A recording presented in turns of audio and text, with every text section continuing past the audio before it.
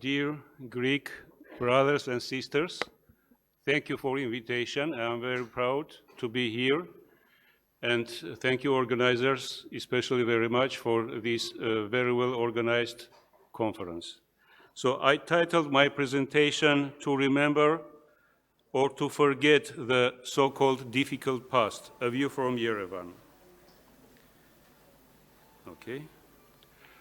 For a human being, the past is the period before certain events that have been recorded directly in the memory of the individual.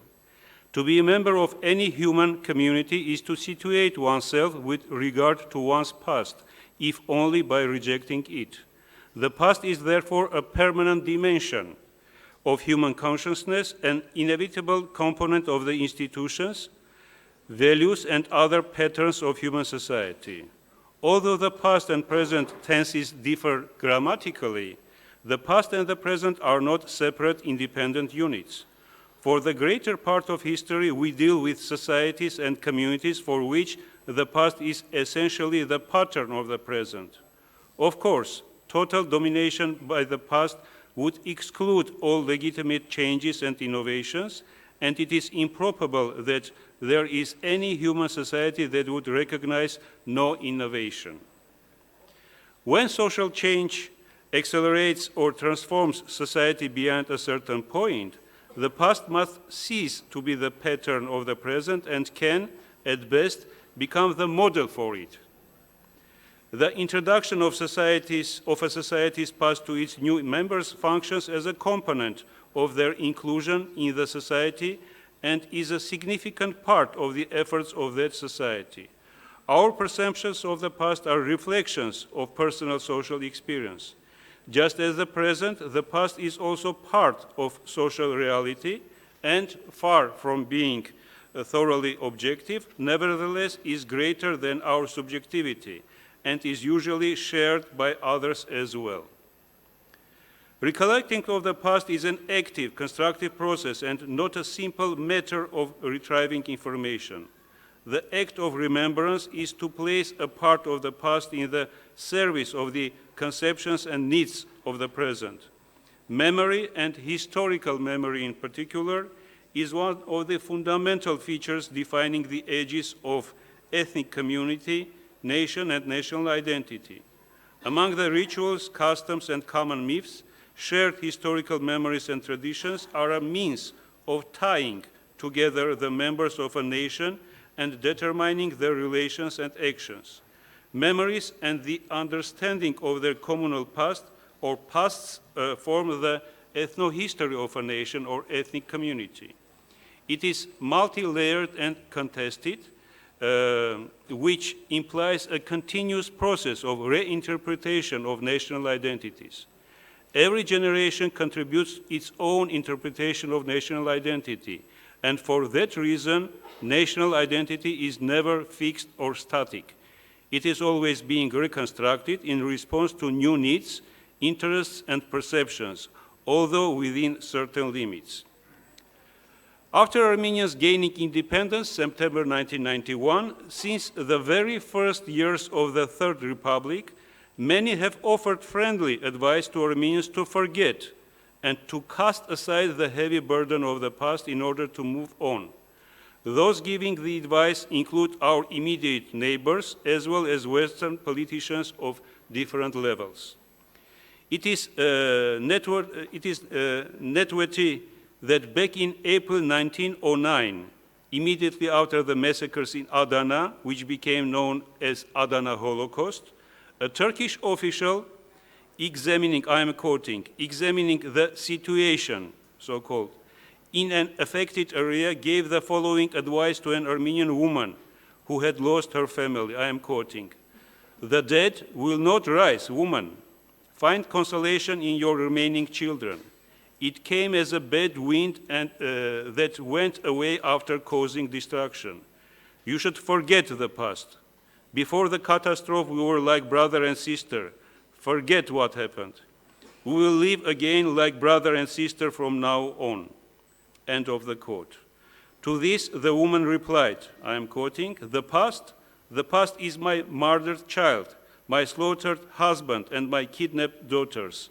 The past is written with letters of fire in my heart. See the cover page of Daket Ferryman's book, The Young Turks and the Truth About the Holocaust at Adana, published yet in 1909 in London. Almost a century later, on November 13, 2000, the Turkish Minister of Foreign Affairs addressed a message to Armenia called to reconcile with history and to reject the hostile policy towards neighbors. And again, in October 2003, using the same approach, the Turkish president made the following statement. I am quoting, "Armenia has to use its last chance to reconcile with the past and to leave history to the historians," end of quote. This idea, in different formulations, is repeated up to our days. The last such friendly suggestion was given by President Erdogan during the press conference with President Trump. The decision, I am quoting, "The decision makers in an incident that took place about 100 years ago should not be politicians but historians. We have nothing to hide and we have a full self-esteem in that regard. But I need to state very clearly that we are, as Turkey, on the side of dialogue and open discussion and debate.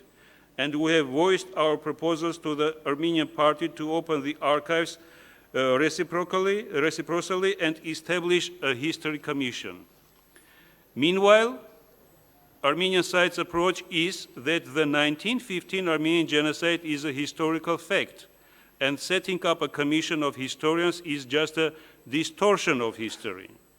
It should be noted also that Ankara plays the commission card only as a diplomatic trick whenever the Armenian resolutions are pending for the purpose of blocking the affirmation. Noteworthy that Garo Paylan, a member of the Turkish Parliament of Armenian descent, suggested creation of a commission to investigate the killings of the Armenian legislators of Ottoman Turkey in 1915, and Turkish Parliament refused to do so. The statements by Azerbaijani officials did not differ from those of Turkish officials. Yet in July 2006, in an interview in the Turkish paper Cumhuriyet, President Ilham Aliyev of Azerbaijan noted, "Armenians live in the past and that is why they cannot develop." End of quote. In the past decades, the statements of European and American officials do not differ much from those made by Turkish and Azerbaijani officials. The above related official approaches directly or indirectly propose that Armenia and the Armenian people accept the past and forget the bitterness caused by genocide, seeing this as the only way Armenians can move forward. But is improving relations in this manner the only way Armenians can progress? These pieces of advice by foreign politicians at different levels are indirect evidence of the fact that they clearly understand the pivotal role the factor of collective and historical memory of the genocide plays in the structure of Armenian identity. It should be noted that the factor of genocide memory has never been an obstacle to the progress of Armenians. One of the recent proofs of that is the role and significance of this factor in the years of the Karabakh movement, 1988-1990, I did not mean the war, when the memory of the Armenian genocide coupled with the new massacres and pogroms of Armenians at the end of the 20th century in Sumgait, Baku, other Azerbaijani settlements, caused people to take action, grow politically, and change stereotypes formed over the decades. It also brought about processes of re-evaluation of the past and the present as people developed understanding of the need for radical political changes in order to avert future genocides, which led to the creation of a parliament established in this expectation. It also ultimately led to the refusal to remain under the Soviet authoritarian regime, the declaration of independence, and the embarking of the road to building a democratic state. Furthermore, when in the Armenian parliament an attempt was made to put aside the issue of the genocide in order to resolve certain issues in international politics, the approach has usually failed. The issue was reflected in a guiding political document in the declaration of the beginning of the process of establishing of independent statehood, August 23, 1990, which once again proved that over the years of the Karabakh movement, the historical memory of Armenians, the fundamental element of genocide memory, strengthened its position and gained momentum. So, are there nations who refuse the collective and historical memory which comprise crucial elements of their identity? For instance, can Americans reject memories formed as a result of independence or the Civil War or World War II? Of course not. On the contrary, these memories are advocated at the state level, and there are dozens of museums and hundreds of films created using these memories. Do the French want to forget the memories of the French Revolution or resistance movement in the World War II? Never. These are crucial elements in the foundation of their national pride. To this day, the Finnish people have not forgotten the 1918 Civil War, in memory of which they build monuments and re-evaluate facts. The horrors of the Holocaust are not forgotten by Jews. Indeed, the memory of the Holocaust is a crucial part of their identity and is not an obstacle to Israel being a powerful state in the region. Similarly, having suffered a horrible fate, the memory of the genocide of Armenians has become a crucial component in their collective and historical memory. That this is their destiny does not mean that Armenians are a special or masochistic nation, nor does it mean that they have a special memory that constrains their daily existence or hinders their interaction with the rest of the world, and should therefore be forgotten for the sake of certain material expectations. Rather, Armenians are just like a great many other nations in their collective and historical memory, comprises an essential dimension of their identity. Simply being a crucial component of the Armenian identity, it is a memory of pain and loss, which still continues due to the denial of the successor of the state that committed the genocide. The denial, as stated by well-known genocide scholar Gregory Stanton, and was cited here several times today, extends the crime of genocide to future generations of the victims. It is a continuation of the intent to destroy the group. That is continuation of genocide. I would like once more to emphasize that the above statement does not relate to the bitterness caused by the events that took place in the remote past. Although even in that case, there are developments of an opposite nature in the world. For instance, American Indians in the last decades demand compensation for their sufferings in the colonization period. African Americans have demanded compensation for the difficulties they suffered over the centuries of slavery. And members of the Herero tribe of Namibia are calling for reparations for the near extermination of the Herero by the Germans during the Herero War of 1904-1907. The presence of the genocide memory has significance in the Armenian system of perceptions and culture, as well as in its interaction with the rest of the world. And just as other peoples of the world do not reject the so-called burden of their past, which is part of their identity, Armenians cannot abandon the legacy of the memory of their difficult past. Moreover, this is quite normal and typical, having numerous international parallels, and is far from being detrimental. It should be noted also that the international recognition of the genocide is a matter of national security, and how, if successful, it may actually be an opportunity for Armenia to act more independently in terms of external relations and lead to the country's enhanced weight and image in the international community, and to change in its role as an advance post, as was once used this term by the Russian Deputy Minister of Foreign Affairs or something like that. So let me repeat, and to change in its role as an advance post of its strategic allies to the status of a full partner.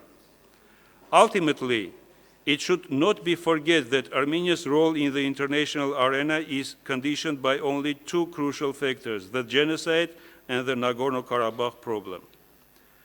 I would like to elaborate more on the belief by some sections of society that speaking often of the genocide results in an undesirable psychological transformation among children and youth and causes an inferiority complex and contributes to increasing levels of xenophobia.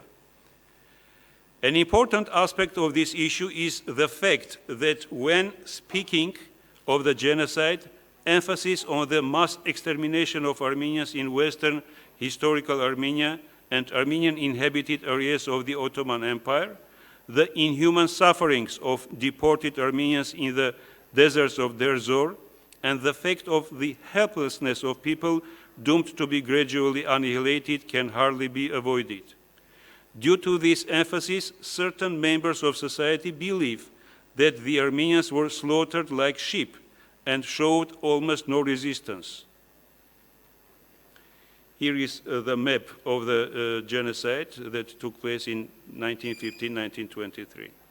Such a representation and the equivalent perception of the fact of genocide and the build-up of the national identity on that basis was largely contributed to by the works of talented Armenian writers in the Soviet period, especially the period from the end of the 1950s and the 1960s, on the theme of the genocide. They have produced some of the best-loved classics of several generations. However, an important circumstance has been overlooked. In fact, the Soviet leadership, particularly from the second half of the 1950s, did not so much forbid discussion of the genocide, as fostered the retention of the memories in which Armenians were exclusively presented as innocent victims who had lost the greater part of their historical homeland and therefore needed sympathy. In Armenian historiography, likewise, emphasis was placed on descriptions of the genocide and on collecting related documents, on verifying the number of victims, criticizing the Turkish policy of denial, and later on highlighting heroically fought battles. It is true that Armenian historians have highlighted and are continuing to write about the well-known self-defense battles at Van, Shatach, Shapin Garahisar, Musaler, Hachen, Urfa, and other places. Still, in my opinion, a very important circumstance is being left out in this matter. Nothing is said from the perspective of historiographic evaluation about the fact that in both large and small villages, Armenians put up resistance, whether for a day or two or a week or two, and that in one or another Armenian settlements, families fought deadly battles against the enemy, even if these battles only lasted for a couple of hours. Please have a look to this slide. So, for example, in Shatach, the resistance went on for 45 days. In Van, 27 days. Shapin Garahisar, 28 days. Mush, 4 days. Fantajak, 28 days. Urfa, 25 days. Hachen, 6.5 months. Ayantap, more than 10 months.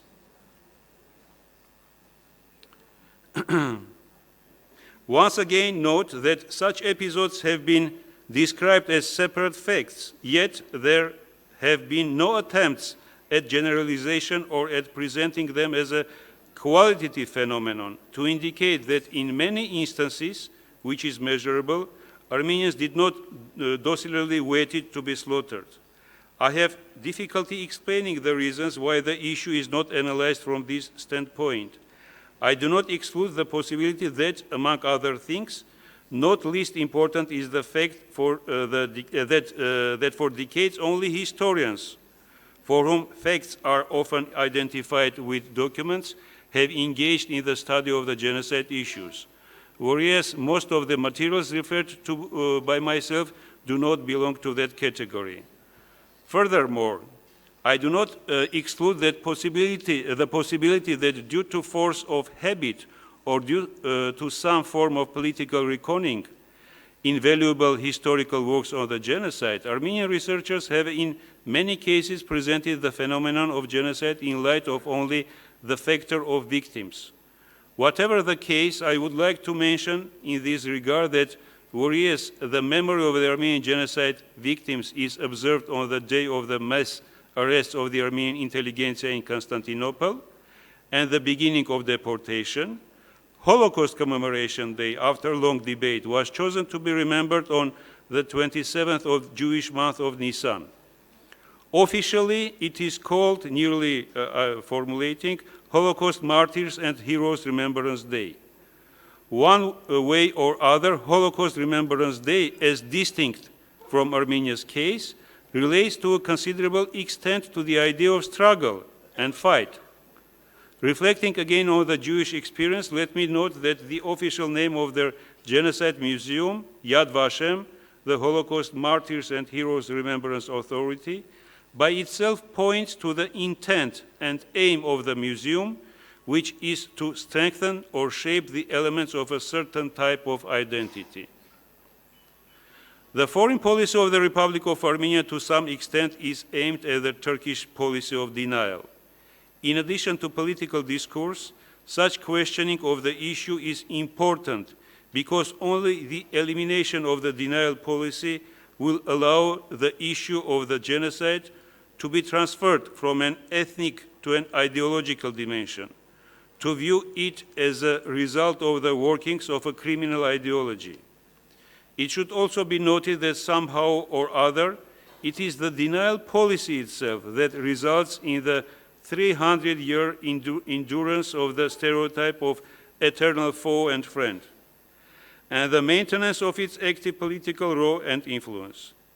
This means that regardless of the number of times it may be stated that such stereotypes do not match the reality in the modern world, for as long as the fact of the genocide remains unrecognized by the legal successors of the state that committed it, and for as long as the phenomenon of the genocide is not transferred from ethnic dimension to that of ideology, Armenians will have eternal enemies, which will automatically make room for the presence of an image of eternal friends. For the party that did the injustice, whether a neighboring country or hundreds of kilometers away, there is only one civilized way to mitigate the painful pages of collective and historical memory, especially at the level of genocide, and that is admitting and recognizing their guilt and paying various types of material compensation, since bringing back lost lives is not possible. In this regard, we may certainly learn from the experience of post-war Germany. It had different manifestations, one of which was the resolve of the country's political leadership to settle the problems of the past at the institutional level. This resulted in paying compensation to Israel and asking for the forgiveness of the Jewish people.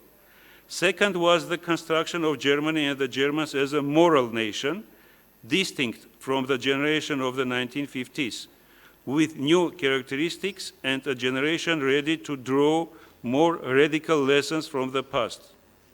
Images of the past are neither dictated by the past nor wholly invented in the present, but result from an ongoing dialogue in which the earlier images shape and constrain what can be done with them in successive presents.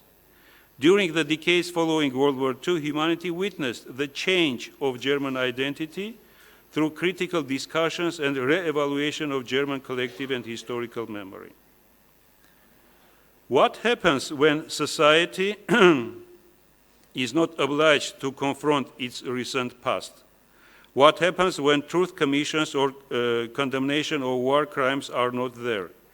In such cases, the past continues to torment because it is not past. For the simple reason that as long as justice is not administered, historic realities have not been condemned as crimes, and the guilty have not been held responsible, those facts will continue to be rooted in the collective memory of their historic past as well as of the present. This means that the past cannot return to its place as the past, since there will be unfilled gaps on the road towards reconciliation. In a broader sense, this means that at present, the settlement of national, ethnic, and cultural conflicts is unimaginable without the support of the memory, which plays the role of a tool or a key. It is only the ability to look back and to not deny past memories that can make it possible to think of the future and move on. Here is a poster reading, "By not forgetting the past, protect the present." As a researcher in the field of the Armenian genocide memory, let me share with you some suggestions. First, do not give up with the researches on the Pontian Greek genocide. Whenever possible, try to engage representatives from different disciplines as well, such as social and cultural anthropology, philology, literature, psychology, law, etc. Try to stress not only on victimhood, but also on self-defense. This will be helpful to attract the representatives of the younger generations in the field of Pontian studies. Try to define as clearly as possible whom to remember, what to remember, how to remember, what to demand, how to demand. And fourth, yes, monuments played an important role in the keeping memory and remembrance alive, but there is a need of at least one all-national memorial. So let me share with you pictures from Armenian Genocide Memorial. See how many people are visiting Memorial on April 24. See Ararat Mountains.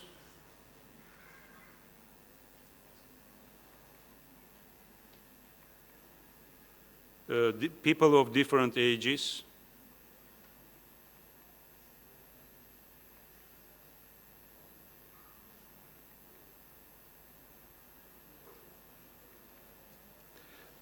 Officials, official delegations, when they are visiting Armenia, usually, first of all, they are visiting Genocide Memorial. Here you can see the Prime Minister of Canada, Trudeau, and here is President of France with his wife. Fifth suggestion, try to establish museums. I'm director of a museum, that's why maybe. The monument works as a site of memory just one or several days per year. Meanwhile, the museum at least 300. If situated in other countries, the museum will help in keeping alive Greek identity as well. Thank you.